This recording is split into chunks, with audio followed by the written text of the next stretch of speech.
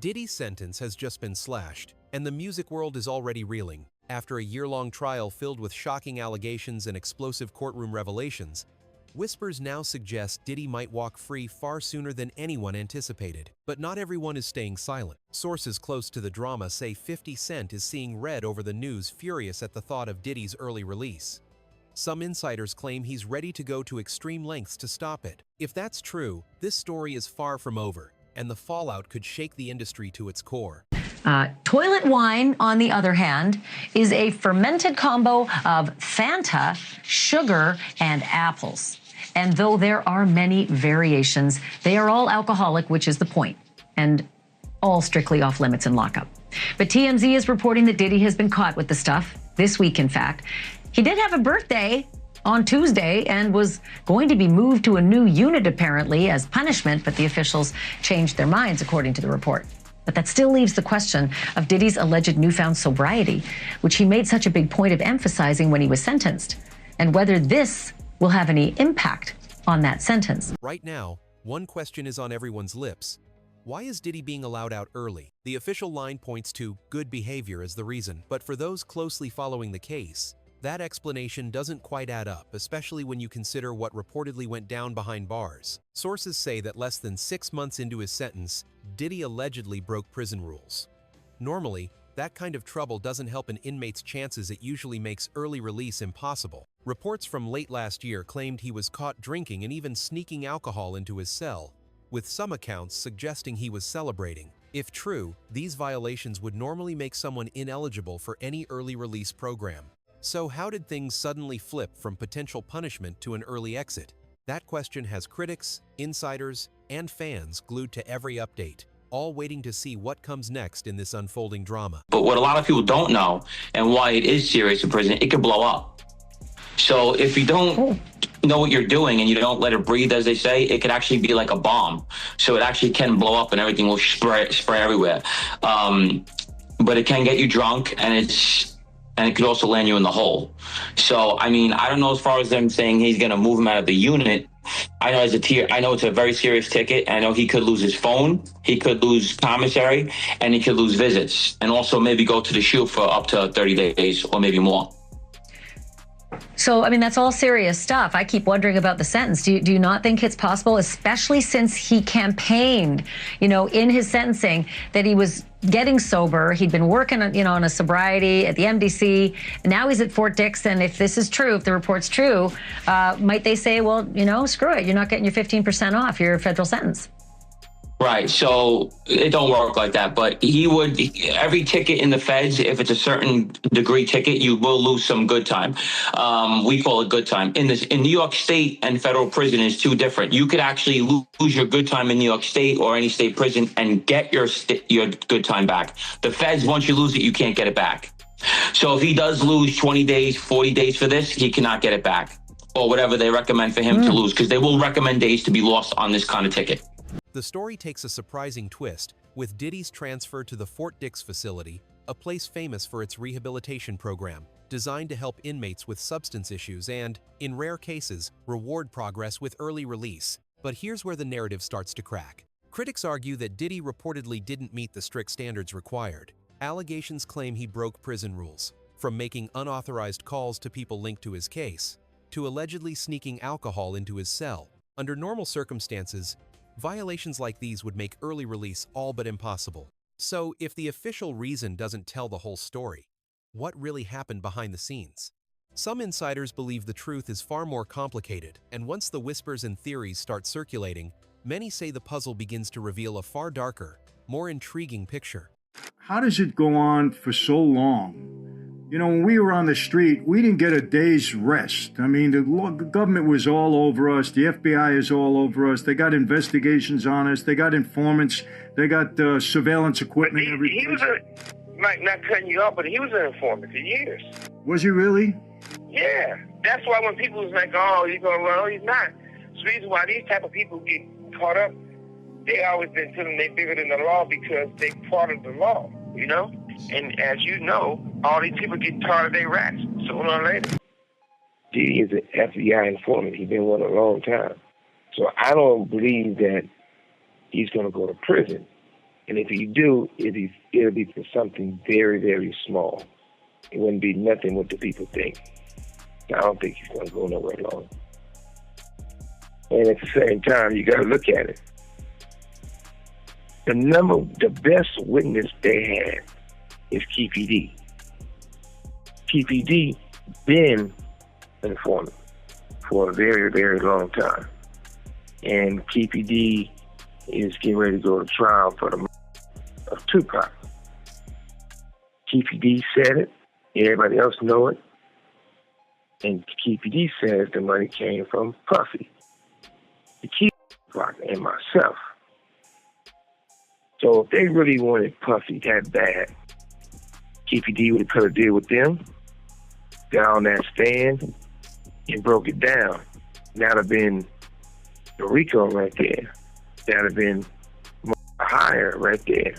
Right now, many are questioning the official good behavior explanation. Critics following the case closely say it doesn't add up. How could Diddy suddenly earn an early release when reports suggest rule violations and behind-the-scenes missteps? But the mystery deepens when you rewind to a statement made long before any of this unfolded. Over a year ago, before Diddy was even sentenced, Suge Knight made a bold prediction. No matter how heavy the sentence seemed, Diddy wouldn't spend much time behind bars. According to Suge, he'd likely be out within a year. At the time, most people dismissed it as speculation. Now, with talk of early release gaining traction, that prediction has everyone asking a chilling question. How did he know? Speculation is running wild. Some online theories hint at behind-the-scenes dealings that the public hasn't seen, with a few commentators suggesting Diddy may have cooperated with federal authorities during the investigation. To be clear, none of these claims are confirmed. But the rumors alone have sparked heated debates across social media and inside the industry. And as more details emerge, one thing is becoming impossible to ignore: this story may be far more complicated than anyone imagined. Puff was a millionaire. Him being a confidential informant, him getting money like that, it was favors. He been getting favors and been paying law enforcement people for years to protect him. You understand? To protect him. We had a lot of people on the payroll when we was doing security. Everybody had, somebody might have this first 10 hours, that 10 hours, or whatever. He was paying law enforcement. He had a budget for law enforcement. Now, if something goes wrong, those people got friends in certain places. Then, plus, he tells his handler, yo, can you make this go away for me? I'll give you this and that. Now, that could be a lot of speculations or whatever like that. But why would you have or be working for an FBI agent if you're not an informant? Why? So when you got that kind of money, you could hire people to make a lot of things go away for you. For some following this case, what's happening now hardly comes as a surprise. They point back to comments made long before the trial even reached this point. Suge Knight, in interviews and discussions, hinted that the outcome people expected might not be the one that actually unfolded, and he wasn't alone. Former Bad Boy security member Gene Deal also spoke publicly, suggesting that Diddy could have had connections with federal authorities. Statements like these sparked waves of speculation online and among fans closely tracking every move. Because of these early hints, some observers were even surprised that Diddy was arrested in the first place. For those who have followed the case from day one, each new development seemed to raise more questions than it answered. Adding fuel to the fire, several charges reportedly weakened or even collapsed during the legal process. Critics argue the result felt unexpected, especially considering the mountains of evidence prosecutors were said to have gathered, including hours of recorded material. For many onlookers, the final outcome simply didn't make complete sense. Of course, much of this remains speculation and opinion, not confirmed fact. But the conversation continues to grow, and for those watching closely, it only reinforces the feeling that there may be far more happening behind the scenes than the public has been told. 50 Cent don't give a damn. He don't give a damn. He literally is saying he's going to reach out to Trump to remind Trump of the things that P. Diddy has said about him for the sole express purposes of making sure that Trump doesn't pardon Diddy in the event that Diddy gets convicted of trafficking and racketeering. That's what 50 Cent has sworn to do. And I gotta admit to you, that's wild. Damn, you know you got an enemy there when the man want to go out of his way to contact the president, you know, and clearly he has some kind of inroads where he can get to President Trump so President Trump can hear him. He's basically saying, yo, brother need to go down. Brother need to go down and stay down. That's what he's saying. So if Diddy didn't have enough problems, having 50 Cent on your ass is a problem. That's a problem. That's the only thing I can peel from it at this moment in time. I would love for 50 Cent to tell us what exactly is his disgust with Diddy. Some commentators now claim that Diddy's alleged connections behind the scenes could explain why he appears to be avoiding harsher consequences, even while multiple investigations are still being discussed publicly. One theory circulating online suggests that he may have acted as a confidential informant at some point, an idea that some critics believe could explain the way events are unfolding. It's important to note that these claims remain unverified, but they've quickly spread across social media and entertainment news discussions. At the same time, one person who has been extremely vocal about the situation is 50 Cent. The rapper and entrepreneur has repeatedly taken to social media to criticize Diddy and question how the case has been handled. According to various reports and online posts, 50 Cent appears determined to keep attention on the situation and push for accountability. Some rumors have even suggested that Diddy could try to seek help from powerful political figures in an attempt to clear his name from federal investigations. In response to that speculation, 50 Cent has hinted publicly that he would be willing to reach out to political leaders himself if necessary to make sure the case continues to receive scrutiny. For now, much of this remains part of an ongoing public debate, but one thing is clear: the story is far from over, and the tension surrounding it continues to grow. Yesterday, 50 Cent posted a letter. Oh boy. He said, "Dear Judge, I have an ongoing dispute with Puffy for over 20 years. He is very dangerous. Multiple times I fear for my life. I think you should consider the safety of the general public, Your Honor, before unleashing him upon them. There hasn't been enough time for him to reform or make any adjustments, despite him trying to teach a class there. Diddy's only going to return to hiring more male workers and keeping most of the baby oil away from the general public. And babies need it. My Netflix doc on his scandalous subject is coming soon." 50 played too much. 50 crazy. This also wouldn't be the first time 50 Cent tried to step in when it came to Diddy's legal situation. Last year, when Diddy's legal team reportedly filed a request for bail, 50 Cent reacted almost immediately. Instead of just commenting online, reports suggest he went a step further. According to those reports, 50 Cent sent a letter directly to the judge handling the case, urging the court not to approve Diddy's release. The move showed just how seriously he was taking the situation. While many celebrities chose to stay quiet, 50 Cent made it clear that he wasn't planning to sit on the sideline, and ever since then, he's continued to keep a close eye on every new development in the case.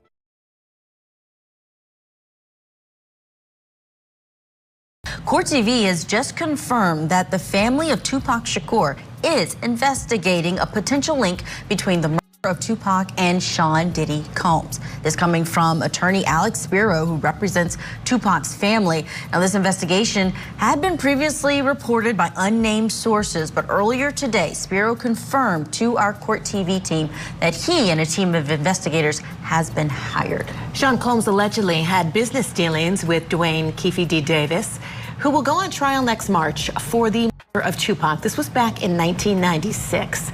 Some have speculated that Diddy ordered Tupac's death. That, of course, is just a theory at this point, and we are monitoring the developments in both the Tupac trial and the federal indictment of Sean Diddy Combs. So a lot of information to come on that one. Many credit 50 Cent with bringing unprecedented attention to Diddy's legal troubles. His documentary didn't just focus on current events, it also highlighted Diddy's alleged involvement in past controversies, ensuring the spotlight stayed on him. When 50 Cent's Netflix documentary, Sean Diddy Combs: The Reckoning, aired, it raised serious questions about Diddy's alleged connection to Tupac's murder. The revelations sparked a wave of public interest, and the case quickly became the center of intense scrutiny. In response to the documentary, Tupac's family reportedly took action by hiring legal representation to investigate the allegations further, showing just how far-reaching the impact of 50 Cent's project had become. Let me ask you this. I get it. When you have a case that's 5 years old, it's hard to get overwhelming evidence that meets the burden of proof beyond a reasonable doubt. When you have cases this old, no matter what Fiddy has found out and put in this documentary, do you see it at all ever possible that Diddy could be involved in a murder trial when it comes to Biggie and Tupac? It could be possible, yes. However, like I said, they need a lot of corroboration to make that stick, because it's really alleged right now as to his involvement. It's not anything that's substantial or concrete that he was involved. It's personally from people talking about it and saying this is what happened. You need some more information to come forward to prove that. Around this same time, Keith D., the prime suspect in the murder of Tupac, also submitted a statement regarding Diddy's involvement in the crime and how Diddy was the one who had ordered the hit. 50 had been saying this for years, and Keith D. proved that he was right. This also says that Davis was offered immunity during the Biggie Smalls investigation in the early 2000s. The filing reads, the 3 LAPD and FBI agents were part of a task force to solve the shooting of rapper Notorious B.I.G., also known as Biggie Smalls, legal name Christopher Wallace. The task force, through a sophisticated criminal investigation, obtained sufficient evidence that would prove Mr. Davis was the leader of the Southside Crips and his gang was responsible for over 360 kilos of cocaine and PCP. Mr. Davis provided 3 interviews to obtain immunity from prosecution. The final interview were solely questions regarding the Tupac Shakur shooting, which Mr. Davis was also provided immunity from prosecution. So during a December 2008 interview with investigators, that is when Davis allegedly started to spill the beans about his one-time friend, Sean Combs, who he refers to as Puffy. He claims Sean Puffy Combs solicited Mr. Davis to Suge Knight and Tupac Shakur for $1 million. Eric Zip Martin, an associate of Puffy Combs, provided Mr. Davis with a gun to exact revenge on Tupac Shakur for the beating Mr. Anderson received. Now, Davis reportedly told the investigators that even though the job had been partially completed and Shakur was killed, neither he nor Anderson ever got paid. He later revealed that he believes Combs had paid the go-between, Zip Martin, who he claims kept the money for himself. And he said much of the same thing in a 2009 interview a year later, because according to the motion to dismiss, the Las Vegas Metropolitan Police Department, as far back as 2009, was in possession of the same set of facts that the Clark County District Attorney is now alleging makes Mr. Davis responsible for the murder of Tupac Shakur. The Clark County District Attorney's Office has offered no reason as to why it waited another 14 years to prosecute a case against Mr. Davis. Mr. Davis has been irreversibly prejudiced by this unnecessary delay in prosecution of this case, and Mr. Davis's constitutional rights have been violated in an extraordinary manner never before witnessed in the annals of the American criminal justice system. Many credit 50 Cent with bringing unprecedented attention to Diddy's legal troubles. His documentary didn't just focus on current events, it also highlighted Diddy's alleged involvement in past controversies, ensuring the spotlight stayed on him. When 50 Cent's Netflix documentary, Sean Diddy Combs, The Reckoning, aired, it raised serious questions about Diddy's alleged connection to Tupac's murder. The revelations sparked a wave of public interest, and the case quickly became the center of intense scrutiny. In response to the documentary, Tupac's family reportedly took action by hiring legal representation to investigate the allegations further, showing just how far-reaching the impact of 50 Cent's project had become. Documentary, there's a couple things I'll share with you guys on what I took away from it. But Rob, maybe share the clip on how he got access to some of the footage of the documentary. Is this the one, Rob? Yep. Go for it. How did you get that footage of Diddy? I figured most journalists would not disclose their sources. Does he know y'all have this in the doc? I would doubt he knows. So when this airs, that'll be the first time that his legal team, Diddy, that everybody knows that this footage is now seeing the light of day. Perhaps. Combs' team firing back in a statement to NBC News, saying the Netflix so-called documentary is a shameful hit piece and that they relied on stolen footage that was never authorized for release. His team sending a cease and desist to Netflix. Around the same time, a shocking statement surfaced. Keith D., the prime suspect in Tupac's murder, allegedly claimed that Diddy was involved in the crime, that he had ordered the hit. For years, 50 Cent had hinted at the same thing, and Keith D.'s statement seemed to confirm that his accusations weren't just speculation. The revelation added a dramatic twist. Reinforcing the narrative, 50 Cent had been building for years and intensifying public scrutiny on Diddy. Footage included in 50 Cent's documentary reportedly captured Diddy at his most vulnerable, showing moments that few had ever seen. Insiders say this very exposure is why Diddy fought so hard to block the documentary's release. I think he might be secretly sitting on a whole other docuseries about this. I got on 50's Instagram account today, and I was just like killing some time earlier, and someone had posted a video where they were talking about the whole documentary, and they put out a theory that they think that he has even more footage and that he potentially is going to have a whole second part of this that might release. Now, this is all alleged. None of this is confirmed. This is people talking on Instagram. But 50 posted something to his own account that sort of, in a strange way, addresses this, talking about how he does seem to have these interviews and that he did get some of these other victims on camera. And so I think he might be secretly sitting on a whole other docuseries about this.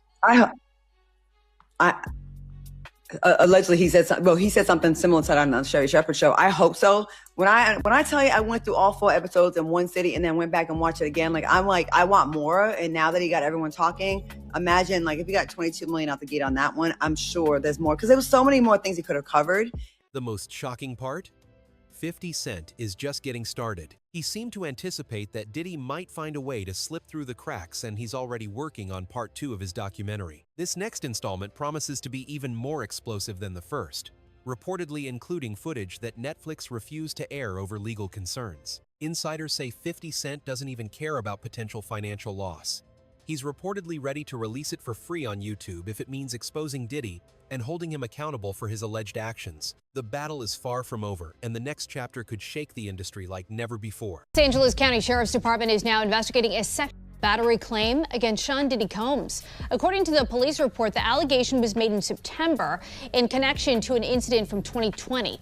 The National News Desk, Jeff Harris, joins us. And Jeff, details on this investigation, they're just beginning to develop, of course, but we do know the accuser is a music publicist and a producer. What more can you tell us? So the allegations in this battery investigation date all the way back to an alleged incident from 2020 involving Combs and a male music publicist and producer who says Combs exposed himself to him after being invited to a photo shoot.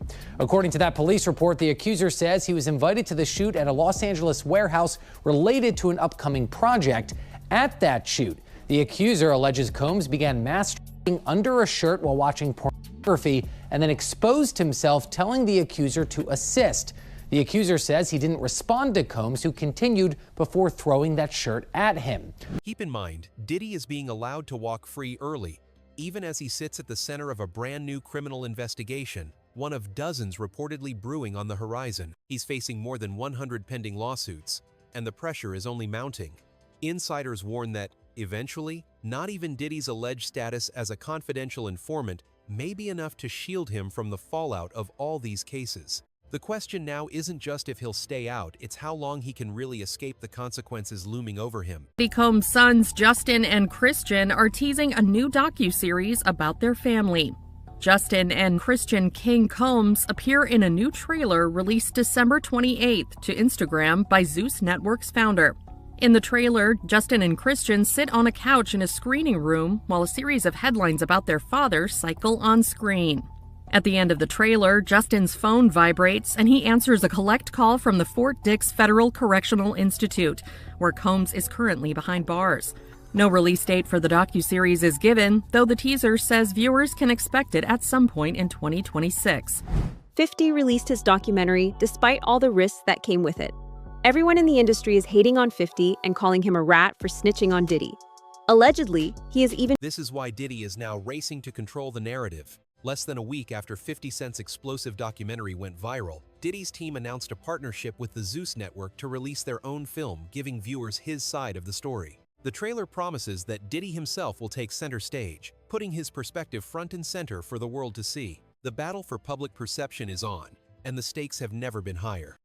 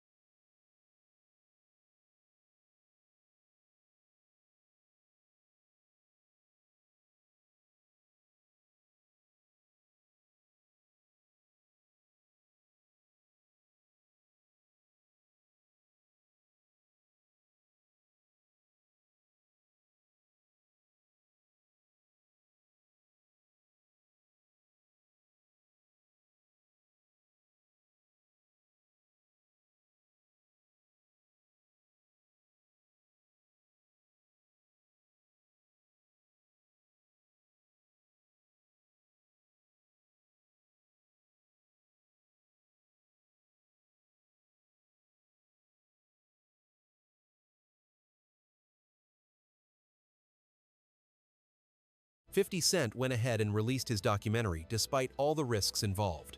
Since then, he's faced heavy backlash from the industry, with many critics calling him a rat for exposing Diddy. According to reports, he's even received threats, as some industry executives allegedly aim to damage his image and reputation. Former Bad Boy security figure Gene Deal reportedly echoed the same warnings, cautioning 50 Cent that Diddy could retaliate against him. I seen an interview that Puffy did with Fat Joe where he was talking about Biggie in his last moments in LA, and he told Fat Joe that he didn't want to go to LA, he actually wanted to go to London, but Biggie, he was the one that wanted to go to LA, and he was the one that was pushing to go to LA. That's not true. My name is Kirk Burrows. I ran Bad Boy Entertainment. I helped co-found it. I created the company with him. I raised from general manager to president. And at that time, I put all of those business plans together. And Biggie didn't want to go to LA, ended up going. What got him out there was a week ahead of time to ease him into the whole award show. He may not have wanted to go to London, but was talked into it. First time ever a rapper of your stature getting this treatment. That would be something he would be interested in doing, but he was easily talked out of it by Sean so that they can make an appearance at an event in LA that Saturday night. A part of the posturing of not only did we come to the award show, not only am I recording my album out here, and Big is gonna help me with some of the writing and maybe do something out here where me and him did this song in LA. I'm out on the town. And it was just too much. Just look at how terrified Biggie appeared. He clearly sensed that someone was after him. Big stars right now. Yeah. How much are you exaggerating with you now as a rapper when people coming to get you? I ain't exaggerating at all, man. That's real, son. That's real, yo. I ain't exaggerating at all, man. The more money you make, the more problems you get. And jealousy and envy is just something that comes with the territory, man. A lot of people, it's just negative energy, like my man Puff say. It just surrounds you. It makes you depressed, you know? So I got to rap about it. And that's one of the bad things about the game is when you get large, even your friends are turning against you, man. So I made a song about it. But I mean, how real is your threat of like people constantly coming and want to shoot you? Man, I mean, that's real. I think about that every day. Every day it's real. That's how real it is. I think somebody's trying to I'll be waking up paranoid. I'll be really scared. I'll just be paro. If even half of what's been reported is true, this story is far from over. Diddy may be walking out of prison early, but the investigations, lawsuits, and unanswered questions surrounding him are only intensifying. His appeal was approved even without new evidence or any major change in circumstances. And if that doesn't make people stop and raise their eyebrows, it's hard to imagine what would. The next chapter is just beginning, and the world will be watching closely. A human being now in custody for 50 months. Diddy was just sharing. Based upon conduct that a jury heard, the jury resolved, and the jury rejected. It is really a sad day for everybody. I don't feel that way. We are planning to appeal. We think we have strong bases to appeal. Yeah. The strongest basis is that the jury reached a verdict on coercion. It found there was not coercion, and I think the judge said coercion today as a basis for a sentence at least a dozen times. The jury's verdict was resoundingly clear. There was no there was no racketeering. Everything was consensual. Everything was adult, which is why he was convicted only of the offense. What we feel happened today was that the judge acted as a 13th juror, one that we did not choose. So, what do you really think is happening here? Was Diddy's early release just a coincidence?